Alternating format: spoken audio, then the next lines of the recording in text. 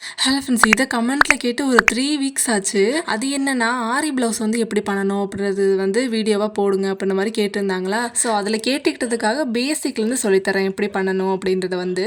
நான் இன்னைக்கு வந்து ஆரி நீடில் எடுத்துக்கிறேன். நெக்ஸ்ட் வந்து ஜரி வந்து கோல்டன் கலரில் வந்து எடுத்துக்கிறேன். நீங்கள் எந்த கலர் ஜரி வேணாலும் எடுத்துக்கலாம். ஸோ ஃபஸ்ட்டு வந்து ஸ்ட்ராங்கான ஒரு நாட்டாக போட்டுக்கோங்க. நெக்ஸ்ட் உங்கள் தம் ஃபிங்கரையும் மிடில் ஃபிங்கரையும் யூஸ் பண்ணி இந்த மாதிரி ஒரு டைம் ரேப் பண்ணிக்கோங்க. ரேப் பண்ணி கீழே வந்து நல்லா பிடிச்சிக்கோங்க. ஸோ நெக்ஸ்ட் ஆரி நீடில் எடுத்துக்கலாம். அதில் வந்து ஹூப் மாதிரி குட்டியாக இருக்கும். அது வந்து உங்களோட ஆப்போசிட் டைரக்ஷன்ல இருக்கணும். ஸோ இப்போ உங்கள் நீடில் வந்து இந்த மாதிரி பஞ்ச் பண்ணிக்கணும். பஞ்ச் பண்ணதுக்கப்புறம் கீழே வந்து உங்கள் த்ரெட்டை வந்து அந்த சின்ன ஒரு ஹூப் மாதிரி இருக்குன்னு சொன்னால அதில் வந்து ரேப் பண்ணிக்கணும். ஸோ இப்போ சுத்தின அந்த த்ரெட்டை வந்து 90 டிகிரியில் உங்கள் நீடில் வச்சு மேலே கொண்டு வந்துடணும். அந்த மாதிரி வச்சிங்கன்னா ஈஸியாக வந்துடும். ஒன்ஸ் மேலே எடுத்ததுக்கப்புறம் அந்த த்ரெட்டை வந்து இன்னொரு டைம் கொஞ்சம் பக்கத்தில் தள்ளி பஞ்ச் பண்ணிவிட்டு மறுபடியும் ரேப் பண்ணிக்கணும். கீழே ரேப் பண்ணதை அப்படியே மேலே கொண்டு வந்தீங்கன்னா ஒரு செயின் விழும். இதுதான் உங்களோட ஆரி செயின்.